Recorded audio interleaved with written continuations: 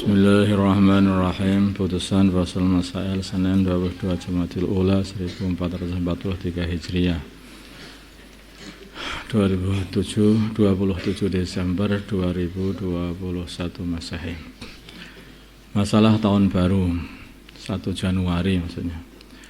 Bagaimana hukum merayakan tahun baru 1 Januari? Dan bagaimana hukumnya meniup trompet dan menyalakan kembang api di malam tahun baru? Jawabnya, hukum merayakan tahun baru adalah haram apabila ada niat untuk mengikuti syiarnya orang-orang musyrikun atau Nasrani atau orang fasik, orang-orang kafir atau orang-orang fasik. Dan haram juga jika dalam peringatan tersebut dilakukan dengan cara khasnya orang-orang kafir atau orang fasik, kayak niup trompet, kembang api, mengenakan pakaian-pakaian yang ciri khas mereka.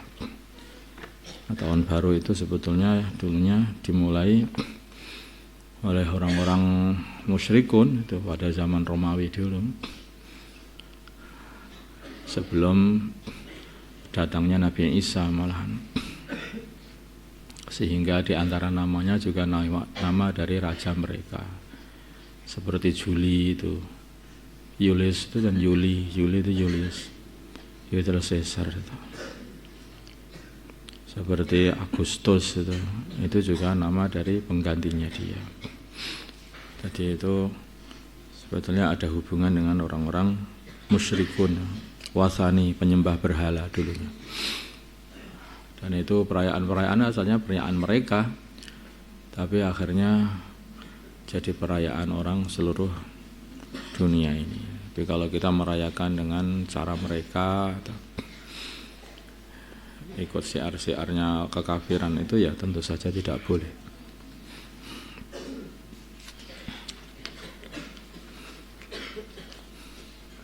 Kemudian masalah cara membenarkan bacaan seorang imam bagi makmum wanita. Bagaimana sikap yang benar bagi makmum wanita yang ia mendengar bacaan imam yang salah, padahal ia adalah satu-satunya makmum yang mengetahui.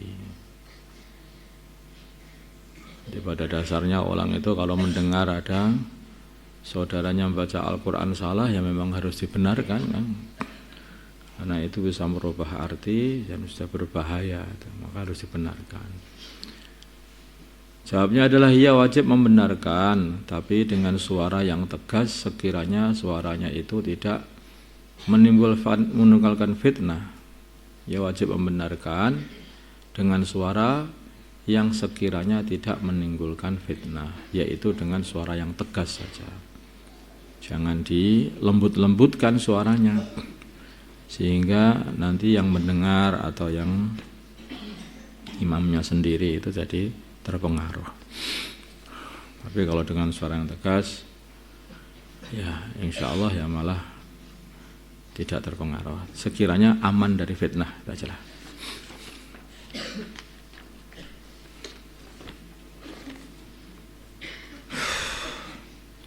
Masalah jual sawah untuk ongkos haji. Menjual sawah untuk ongkos haji. Ada seorang yang memiliki sawah yang mana jika dijual maka hasilnya cukup untuk membayar ongkos haji.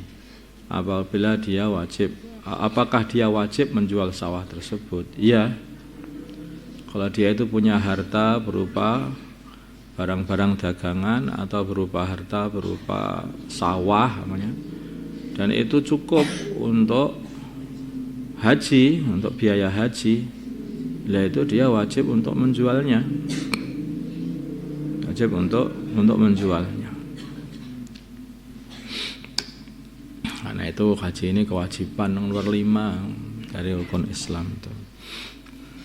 Dan semua orang Islam diwajibkan untuk haji seumur hidup. Kapan wajibnya? Ya kalau sudah ada hartanya, dengan dia sehat dan perjalanannya aman, ya bismillah aja. Harta itu tidak mesti duit. Harta itu kan termasuk sawah dan termasuk toko, itu kan juga harta.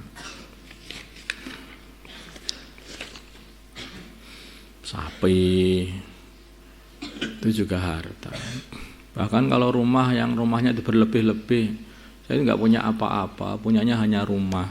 Lah berapa? 100 rumah. itu ya udah harta itu ya yang tidak dipakai itu yang bisa dijual untuk biaya haji.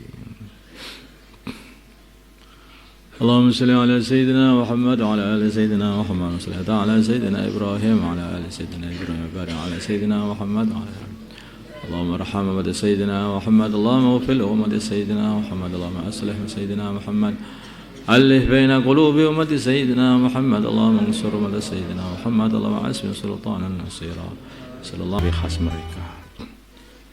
Tahun baru itu sebetulnya dulunya dimulai oleh orang-orang musyrikun itu pada zaman Romawi dulu,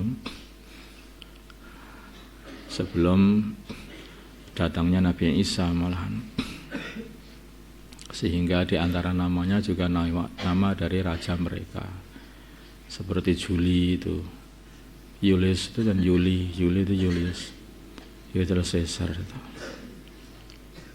Seperti Agustus itu juga nama dari penggantinya dia. Jadi itu sebetulnya ada hubungan dengan orang-orang musyrikun, wasani, penyembah berhala dulunya.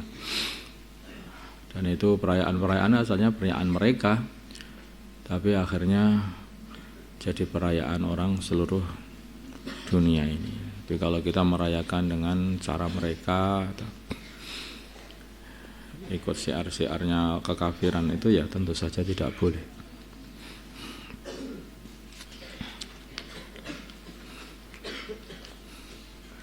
Kemudian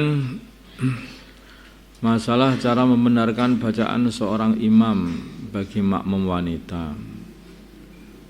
Bagaimana sikap yang benar bagi makmum wanita yang ia mendengar bacaan imam yang salah, padahal ia adalah satu-satunya makmum yang mengetahui. Jadi pada dasarnya orang itu kalau mendengar ada saudaranya membaca Al-Quran salah, ya memang harus dibenarkan kan? Karena itu bisa merubah arti dan bisa berbahaya, maka harus dibenarkan.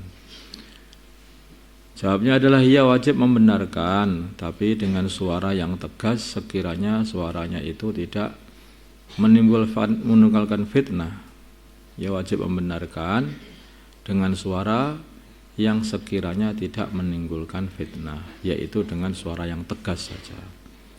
Jangan dilembut-lembutkan suaranya sehingga nanti yang mendengar atau yang imamnya sendiri itu jadi terpengaruh.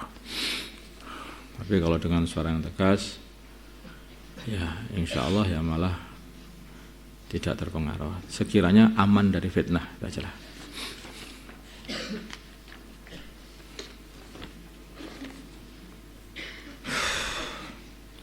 Masalah jual sawah untuk ongkos haji.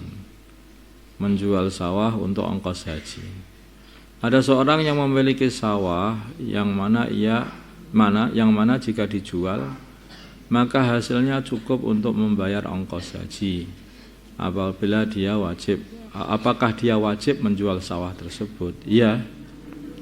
Kalau dia itu punya harta berupa barang-barang dagangan atau berupa harta berupa sawah namanya, dan itu cukup untuk haji, untuk biaya haji, itu dia wajib untuk menjualnya. Wajib untuk menjualnya.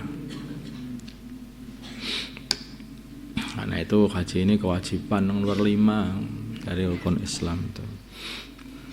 Dan semua orang Islam diwajibkan untuk haji seumur hidup. Kapan wajibnya? Ya kalau sudah ada hartanya, dengan dia sehat dan perjalanannya aman, ya bismillah aja. Dan harta itu tidak mesti duit. Harta itu yang termasuk sawah dan termasuk toko, itu kan juga harta. Sapi itu juga harta. Bahkan kalau rumah yang rumahnya itu berlebih-lebih, saya nggak punya apa-apa, punyanya hanya rumah. Lah berapa? 100 rumah. Itu ya. itu ya udah harta itu ya yang tidak dipakai itu yang bisa dijual untuk biaya haji. Allahumma shalli ala sayyidina Muhammad wa ala ali sayyidina Muhammad, sallallahu ala sayyidina Ibrahim wa ala ali sayyidina Ibrahim, barik ala sayyidina Muhammad wa ala Allahumma arham wa sayyidina Muhammad, Allahumma ighfir wa sayyidina Muhammad, Allahumma aslih sayyidina Muhammad, alif baina qulubi ummati sayyidina Muhammad, Allahumma ansur ummati sayyidina Muhammad, Allahumma asbih sultanan nasira, sallallahu ala sayyidina Muhammadin nabiyil ummi wa ala alihi wa sallam. Alhamdulillah.